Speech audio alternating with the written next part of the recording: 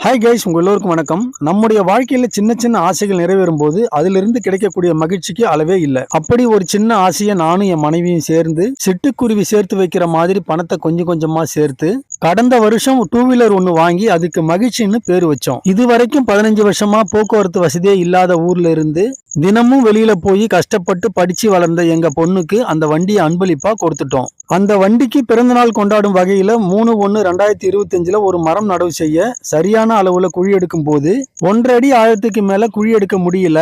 அந்த இடத்துல ஏற்கனவே தடுப்பு சுவர் கட்டும் போது மீந்து போன சிமெண்ட் கலவையை எல்லாம் 1 அடி உயரத்துக்கும் 3 அடி அகலத்துக்கும் கொட்டி வச்சிருந்தாங்க. அந்த இடத்துல மரம் நடவு செய்தா சரியான வளர்ச்சியும் இருக்காது, மரத்திற்கான பிடிப்பும் இருக்காது. அதனால ஒரு பூச்செடியை நடலாம்னு ஏற்கனவே எங்க மாடி தோட்டத்துல பதியம் போட்டு வச்சிருந்த ஒரு அரளி செடியை அந்த இடத்துல நானும் என் பொண்ணு சேர்ந்து சரியான முறையில நடவு செய்து முடிச்சோம். கடந்த 8 வருஷமா மரங்களை மட்டுமே நடவு செய்து வளர்த்து வரும் எங்களுக்கு இந்த முறை பூச்செடியை நட்டது ஒரு புதிய அனுபவமா இருந்தது. இந்த அலரி செடி நல்லா வளர்ந்து நிறைய பூக்கள் பூக்கும் போது அந்த பூக்களை நம்ம மக்கள் பறிப்பார்கள் தானே என்று என் பொண்ணு என்கிட்ட கேட்டாங்க.